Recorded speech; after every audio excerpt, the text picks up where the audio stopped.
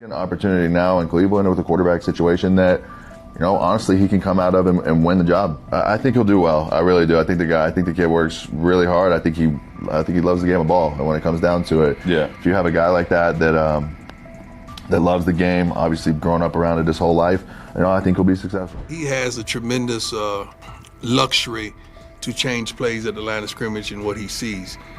But you got to take into account that this kid has started every game in his high school career. This kid has started every game in his college career but one. He's seen a lot of football. So it's not too many complex defenses that you could throw at him that he hadn't seen. He's seen all of them. What happened behind the scenes in Miami last week left NFL scouts, general managers, and team owners completely shocked. Shedeur Sanders put on a performance that was so sharp, so precise, that even the most experienced talent evaluators, people who've been doing this for decades, are now second-guessing everything they thought they knew about quarterback play. The buzz started quietly on Tuesday. By Friday, it was all anyone in football circles could talk about. And now it makes total sense why Deion Sanders has been so confident about his son's NFL future. What you're about to hear could seriously shift the way you see the 2025 NFL Draft. But before getting into the details of that private session, take a second to think about this.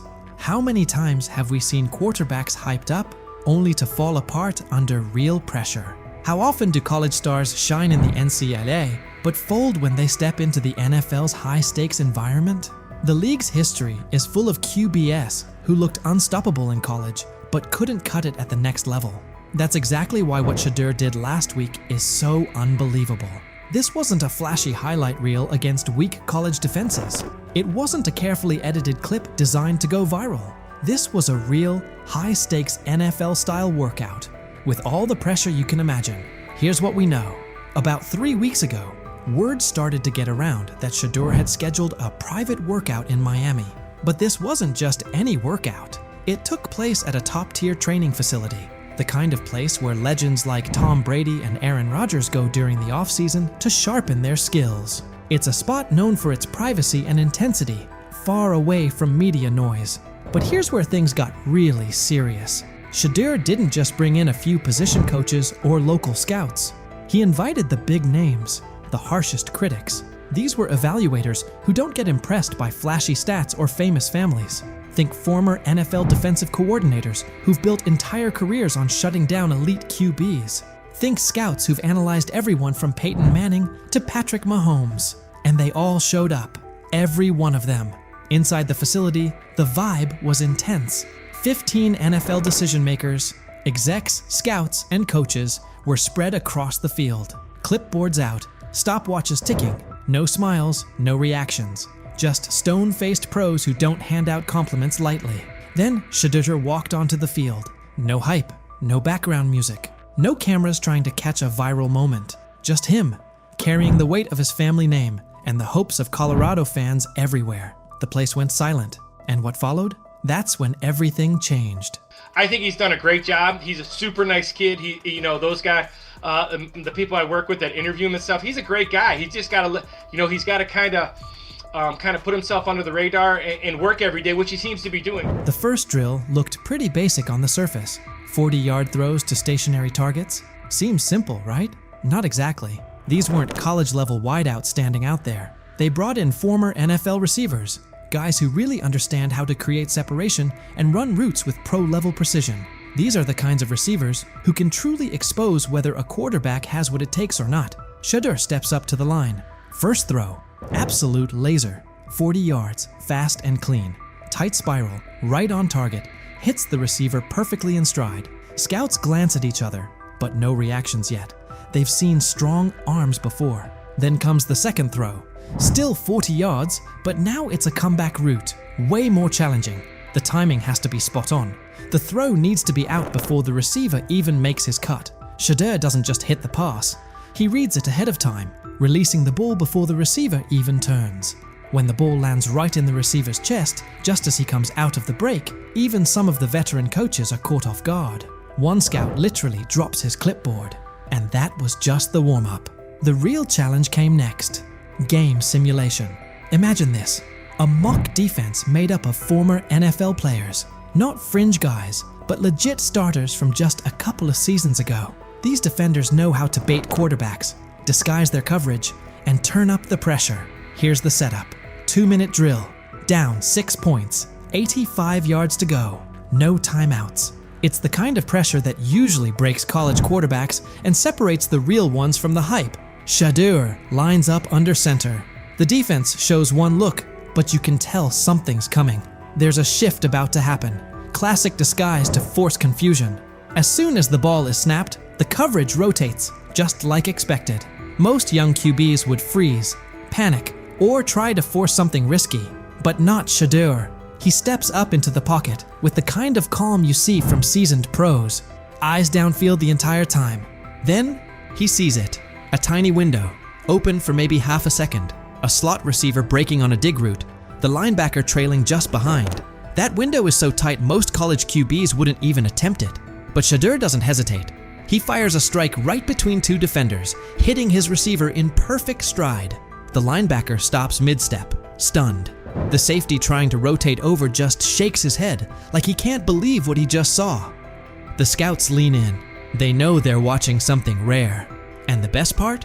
This was only the beginning. Incredibly accurate. Yes. He really understands not only offensive football, but he understands what you're doing as a defense, so he'll pick you apart that way. He processes quickly. Like, all those things to me are big-time attributes. And I just remember last year at this time, Bo Nix falling. People saying, hey, Bo Nix is going to be a second-rounder, and Bo Nix is not.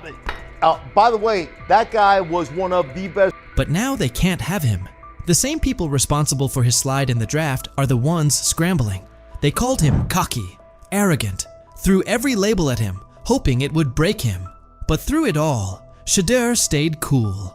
He didn't let the noise shake him or throw him off course. His mindset never wavered. He knew exactly what he brought to the table, and no amount of criticism was going to change that. Instead of folding under the pressure, he locked in even more. Their doubt didn't shake him.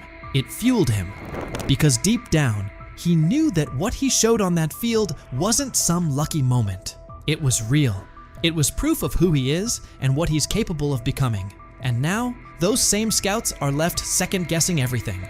They thought they had him figured out. But what they saw last week flipped their entire evaluation on its head. At first, they saw attitude. They saw confidence and labeled it arrogance. They judged him before really watching him. But Shedeur didn't let it affect him. Instead, he showed exactly who he is when the lights are the brightest. And now those same scouts, the ones who once questioned if he had what it takes, are sitting in silence, unsure of what they just witnessed. His performance is making waves, and suddenly their early opinions are starting to look shaky. They didn't just see a strong-armed college quarterback out there. They saw a leader, calm, smart, in total control. The more his confidence grows, the better he gets. And now, they're starting to realize they might have missed something big. What they once brushed off as ego now looks more like confidence that can't be rattled. And his ability to shine under pressure is forcing a lot of people to rethink how they evaluate talent. Every day that passes, the question gets louder. How long can they keep ignoring the guy they once dismissed? Have we ever seen a quarterback flip the narrative like Shedeur Sanders just did? How often do players get counted out because of assumptions or snap judgments? How many times is confidence mistaken for arrogance?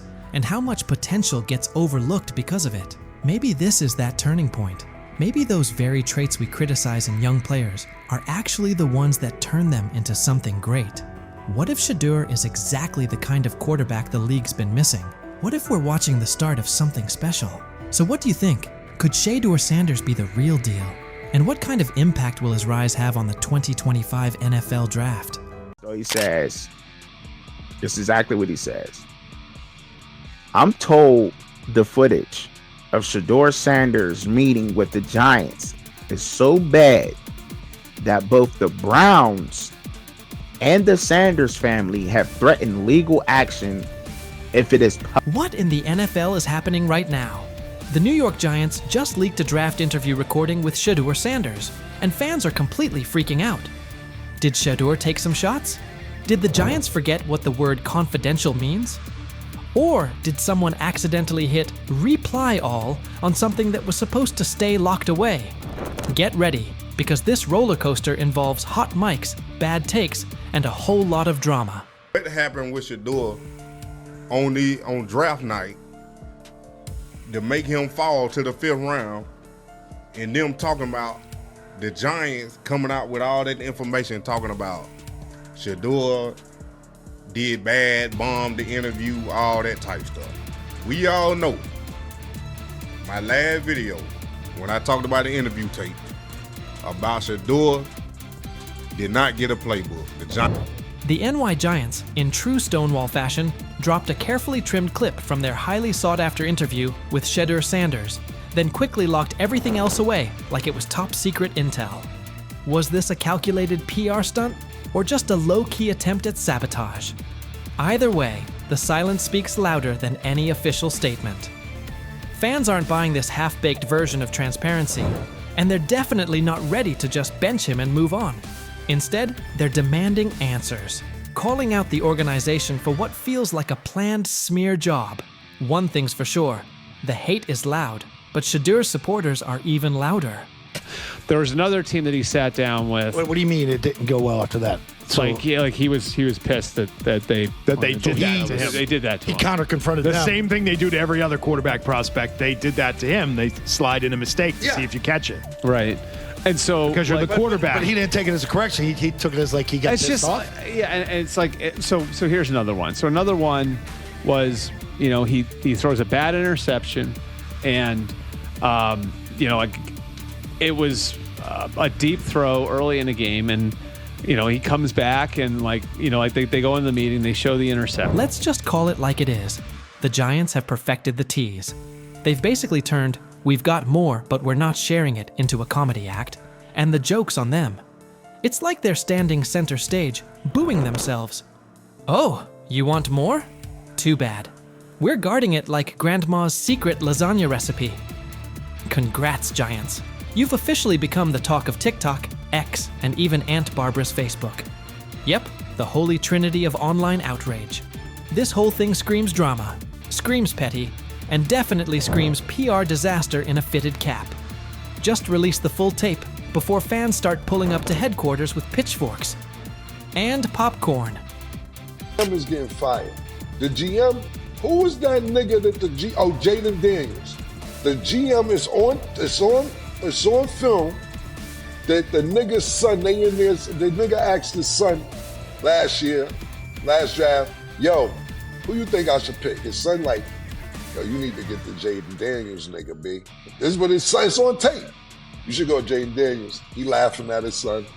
And all right, cool, get Jaden Daniels. I don't even know how that tape got out. I wouldn't have let the shit get out personally. Meanwhile, Shedeur, the latest poster boy for maybe the Giants don't like talent unless it's dressed in blue and red confetti, is soaking it all in like it's just another day at practice. And here's the best part of the irony. The Giants tried to label him as all hype, no substance, a paper tiger. But instead, they accidentally turned him into the hottest name being mentioned by every sports analyst out there. They tried to bury the story, but somehow ended up stamping it in bold. It's the classic case of ignoring a trending conversation for so long that sure, people get annoyed, but at the same time, they keep your name alive better than your own PR team ever could. It's funny. New York Giants, where these tapes at? You hear me? Because if Shedeur Sanders was so unprofessional, y'all would have leaked the tapes for the whole world could see, right? Cause understand, it's a lot of he say, she say. But one thing I do know, as a young black man growing up in this world, being straightforward and not sugarcoat anything. Oh, this narrative is pure gold. Giants PR completely skipped subtlety and went straight to the "we don't like his dad" playbook. A move so awkward, it's like trying to dunk and ending up in a kiddie pool. You can almost picture them brainstorming it. Yeah, we're just not fans of QB families that aren't ours. Because nothing screams professionalism quite like having zero self-awareness. And the fan reactions? Absolutely priceless. That one little clip was all it took to set the internet on fire. Keyboards everywhere started lighting up. People are asking, Why hide the good stuff?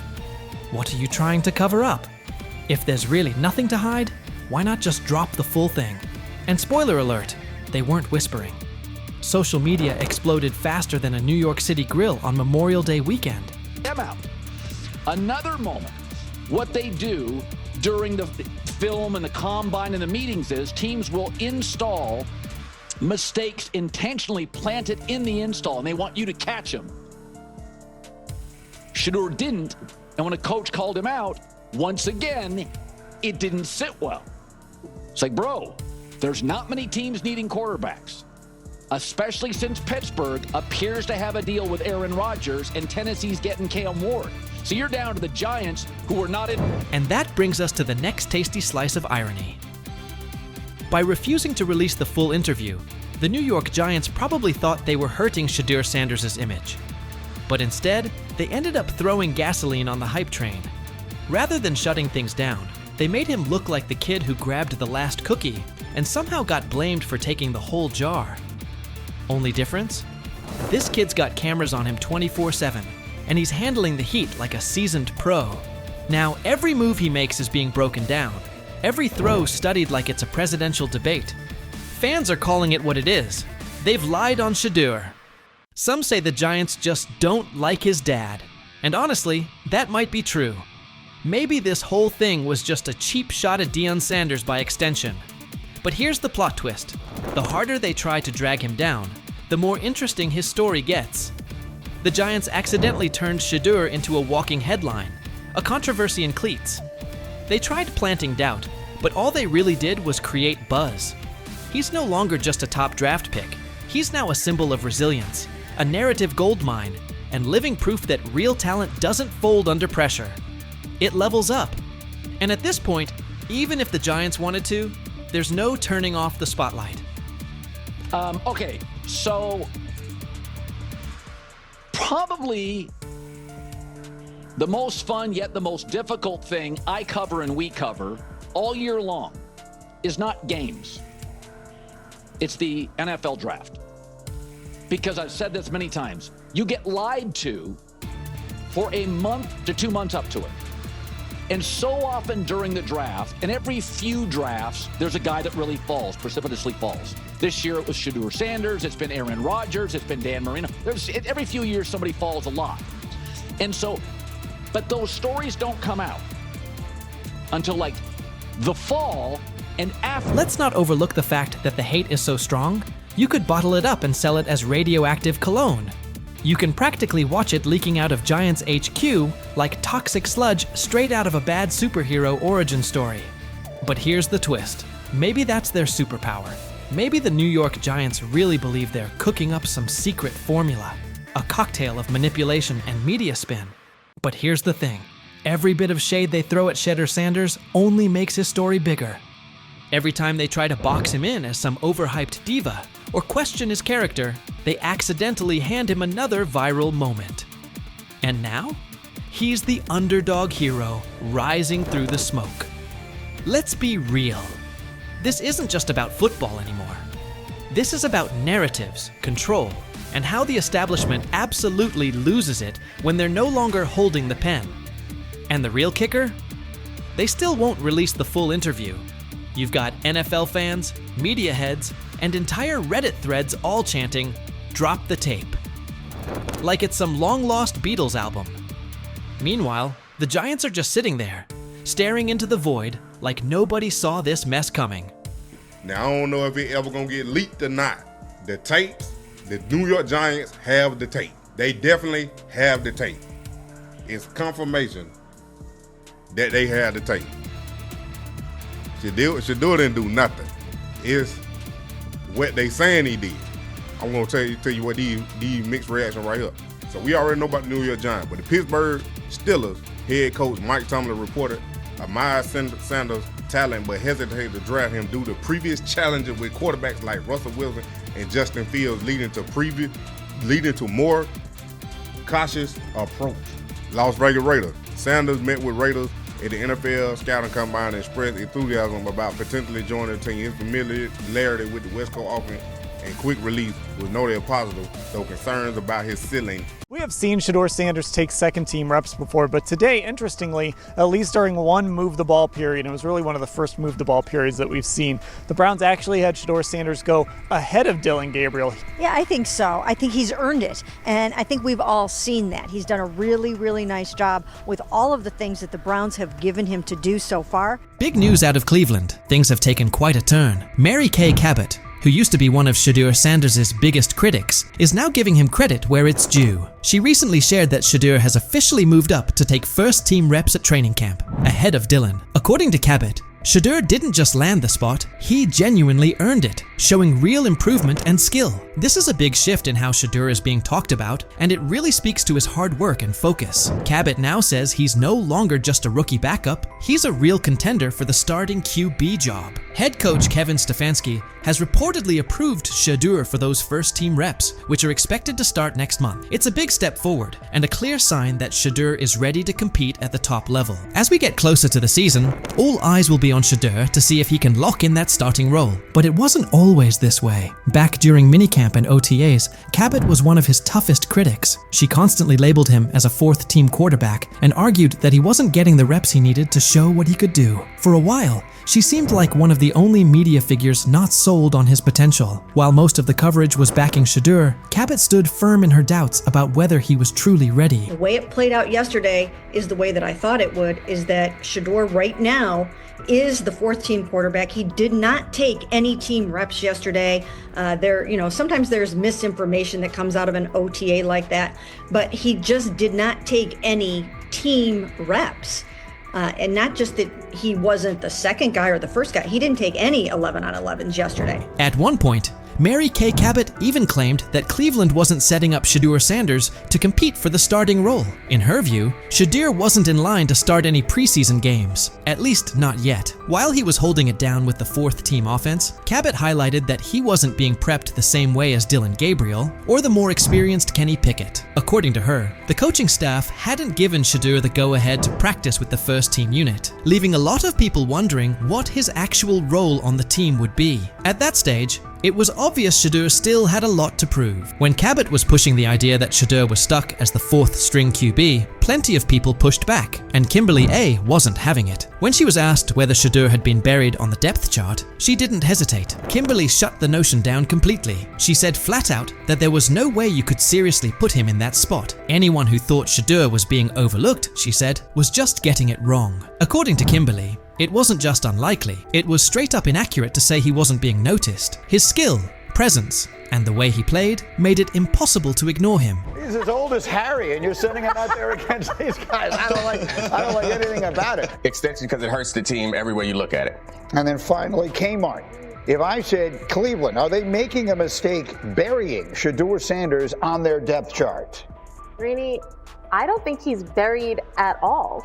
I think it's so premature to even frame it like this. I understand the interest given the fact that there are 4 quarterbacks there, but to say a disservice is being done to Shedeur, I think is a bit. Mary Kay Cabot didn't just stop at calling Shedeur a fourth-string quarterback. She kept doubling down. She even floated the idea that Deshaun Watson could return and take the first-team reps instead of Shedeur. Her comments came across like she was trying to downplay any momentum Shedeur was building, insisting that Watson would likely have the better shot at running the offense. It started to feel like she was more focused on finding ways to discredit Shedeur than acknowledging his progress. Even with his clear potential and steady improvement, Cabot kept pushing a narrative that seemed more about keeping him out of the spotlight than giving him a fair shot. People kind of went crazy over something I wrote last week, that Deshaun's going to have a chance to come in and compete. I didn't say Deshaun was going to come in and be the starting quarterback, that it will be someone else. I don't know if it will be a rookie that they bring in. I don't know if it will be someone that is on someone's roster right now that they're going to try to trade for. Mary Kay Cabot didn't hold back when talking about Shedeur Sanders after his ticketing incident. She openly questioned whether he had what it takes to be a true quarterback, calling the situation a serious red flag. Cabot didn't just mention the speeding. She pointed out that Shedeur was going a shocking 40 miles over the limit. She even claimed he was racing another driver who was clocked at 92 miles per hour, describing the whole thing as reckless and dangerous. Her coverage left no room for interpretation. "This isn't what you want from your quarterback," she said, framing the incident as more than just a traffic mistake. It was, in her view, a sign of deeper concerns about his maturity and leadership. But Shedeur's fans weren't having it. The backlash came quickly and loudly. As the criticism piled up, Cabot eventually shut off her comments, clearly seeing that the narrative she'd been pushing was falling apart. She started to realize that sticking to her stance would only hurt her credibility, especially with Shedeur continuing to prove himself. Recognizing that it's okay to change course when the facts do, Cabot finally gave Shedeur his due. She acknowledged his obvious talent and the progress he's made, fully backing him now as a key part of the Browns' quarterback picture. After everything, she had to face the reality. Shedeur Sanders was the real deal. She admitted he had pulled ahead of Dillon Gabriel on the depth chart and was now getting first-team reps. The work Shedeur had put in, the strides he made, and the undeniable skill he showed on the field couldn't be ignored anymore. Cabot came to terms with what had become crystal clear. Shedeur was a serious contender for the starting quarterback job. His moment had arrived. Seen Shedeur Sanders take second-team reps before, but today, interestingly, at least during one move-the-ball period, it was really one of the first move-the-ball periods that we've seen, the Browns actually had Shedeur Sanders go ahead of Dillon Gabriel. Yeah, I think so. I think he's earned it, and I think we've all seen that. He's done a really, really nice job with all of the things that the Browns have given him. Mary Kay Cabot even went so far as to say that Shedeur Sanders had left a strong impression every time he spoke to the media. She pointed out how his poise and maturity during interviews only added to his rising reputation, stressing that the Browns were taking everything into account. According to her, Shedeur seemed to stand out above every other quarterback on the roster. It was becoming more and more obvious that his progress wasn't limited to just what he was doing on the field. He was also stepping up as a leader off of it. Her change in tone showed just how hard it was to ignore Shedeur's impact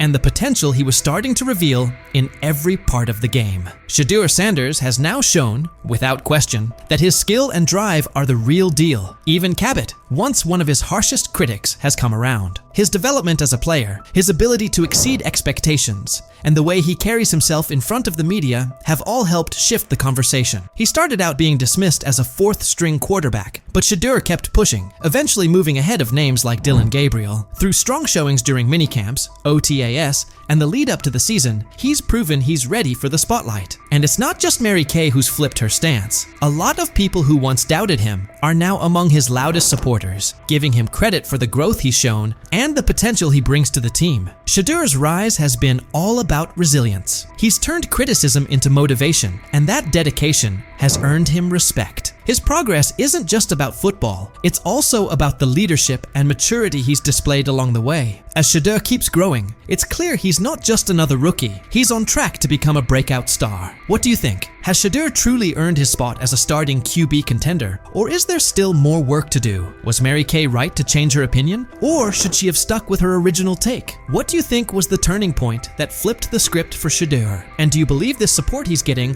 will keep building as the season goes on?